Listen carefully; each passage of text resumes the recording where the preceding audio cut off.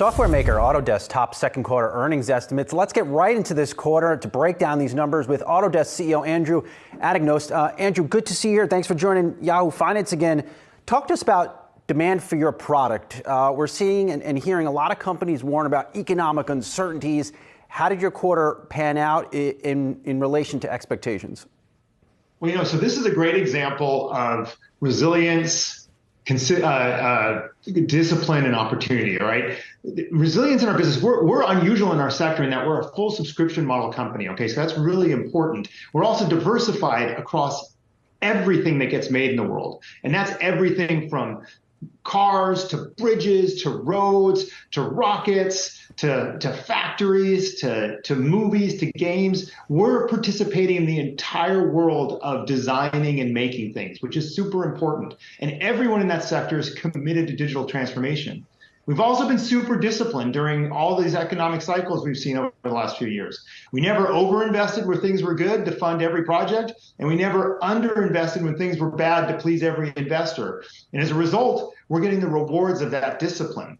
And if you look at the overall opportunity of what's going on in our industry segments, there is a fundamental hunger for digital transformation in our sectors because our sectors are suffering from a capacity problem. There's not enough labor, money, or materials to build or rebuild everything that needs to be made. They need digital transformation. So that's really the underpinning and the cornerstone of why we beat on all the metrics and why we were able to raise the low end of our guidance heading into the rest of the year. Did the enterprise consumer spend more than you thought during the quarter? Look, our biggest customers spent more during the quarter than we originally expected. And the reason for that is they actually were adding more capacity to use more of our products. And that's really important because what that says is they're bullish about their future. They used more than they expected in their last contract renewal. So they added more even ahead of their next contract renewal later in the year. And that is absolutely an important signal for our business. We've talked to Autodesk in the past. We've talked to various executives in your team. And we always get the same question from the Yahoo Finance community. What does Autodesk do? And then more recently, we get the question, are you an AI play? I'm very curious on the latter part of that. Should you be considered with the likes of NVIDIA? Yeah, so first off, Autodesk helps people design and make anything. We touch the entire made world. And I said it earlier, I said it's everything from the Tesla that drives down the road to the bridge it drives over, the rocket that goes into space, the sets on Broadway, all of the things that you see every day, all the buildings you see, someone built it with our software. And what we're doing increasingly is we're aiding those companies to address increasingly complex challenges, regulatory challenges, built environment challenges, and integrating their design and make processes in the cloud, and yes, underpinned by AI. And here's what's important here. AI is not new to us. We introduced the concept of generative design almost a decade ago to our customers. We were bringing them tools that allowed them to explore multiple design options generated by a computer way early on. And we've been relentlessly looking at this throughout all of our efforts throughout all that time. And in our opinion, AI isn't upending everything. We're not going to try to automate creativity. What we're trying to do is increase productivity through what we call augmented design.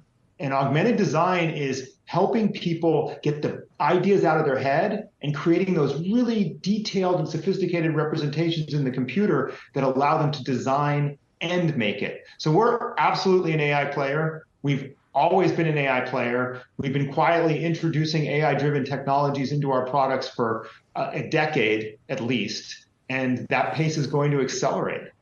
We've been hearing from a lot of really companies, Andrew, that play in AI about a lot of visibility into forward backlogs. In some cases, I remember I was talking to Cisco CEO Chuck Robbins recently. I mean, they have $500 million in orders related to their various AI initiatives. What does your demand cycle look like over the next 12 months? Yeah, there is a huge backlog of demand. Look, there's a lot of sectors. We deal with a lot of sectors that haven't yet figured out how to fully deploy productivity to its full advantage. The AEC sector, architecture, engineering, construction, it's one of the most inefficient sectors in the world, in the global economy.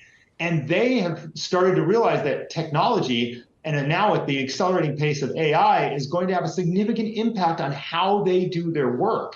And they're scrambling to figure out what should I do? How should I do it? And who should I partner with? And the vast majority of them are partnering with us on those types of transformations. And that's true across all the industries we serve. Manufacturing is trying to look at onshoring and reshoring and trying to balance high cost and low cost supply chains so that they're much more resilient in the future. That's resulting in a boom in factory building. Nobody has enough capacity to do this. They don't have enough capacity to build the factories and put all the things that are needed inside the factory. Now, we're seeing a few hiccups in media and entertainment right now with the writers and actors strike, but all of that's transient. Once they move past some of these issues, what you're going to see is they're going to be back to their usual problem of how do we produce more content faster and increase the quality of the content and increase the usefulness of the content. Is that something you had to factor in? Is that something you had to factor into your outlook? The what's happening in the media space?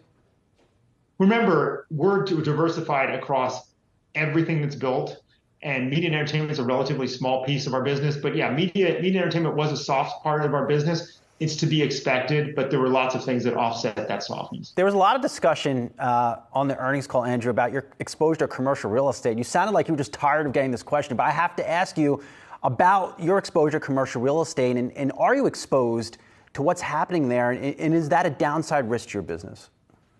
The short answer is no.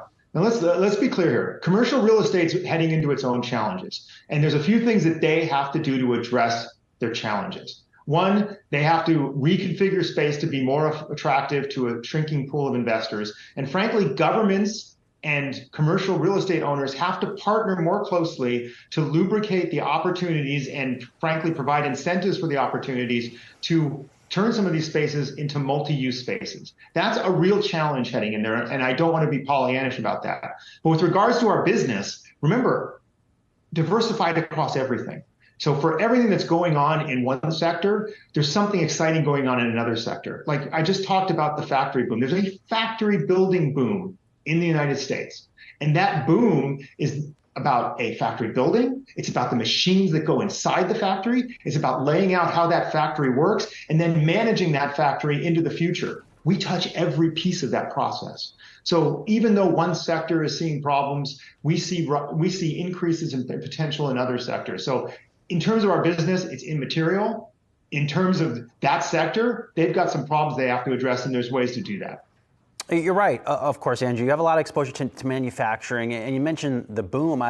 Has the Biden administration been friendly to companies like yours, companies that obviously are not building plants, but you sell into the rebirth of America? Because all of this, of course, is top of mind. We just had the first Republican presidential debate, and they were throwing out a lot of suggestions out there on how they might revive the economy. But how has this current administration been to a business like yours? Yeah, so they've actually reached out to us and connected with us at various levels to ask our opinion about what's going to drive productivity in the built world. How do we continue to increase productivity in manufacturing and in construction? So we've actually had contacts with the administration. They are interested. One of the things that really excited us about the infrastructure bill was the couple of $100 million they put in there to help departments of transportation reimagine their infrastructure, their computer and their design and their making infrastructure, so that they could actually be more effective with the dollars that are being spent. That's the kind of partnership that helps us help the departments of transportation overcome the capacity challenge that they're seeing. So yeah, we have engaged and they have been engaged. Is there something else on the policy front that you would like to see, whether it's this administration stays in office or we get a new one from the Republican side, that can make your life easier as the CEO of a public company? Look, I think it's really important that we continue to invest in resiliency across the board, that you continue to invest in helping manufacturers redistribute their supply chains, create more resilient supply chains, not just the cheapest value supply chains, but managing the mix of high cost near shore supply chains or onshore supply chains with long offshore supply chains that generally cost less. We also have to provide incentives and tools that help people build back and rebuild existing infrastructure. Some of that stuff's out there. Infrastructure is a bipartisan thing. No matter who's in power, people like infrastructure, and they should. You see the extreme weather events we're getting. These are not going away. You're going to see water flooding places it wasn't flooding before. You're going to see wildfires in places they weren't before, and people are going to have to build more resiliently and more responsibly to these changing patterns. And that's something that government can play a really important role in. I think they are right now, and I think it's a bipartisan issue. A lot of good points there. Let's leave it there for now. Autodesk CEO Andrew Adagnos, always good to see you. We'll talk to you soon. Pleasure. Thank you. Thank you.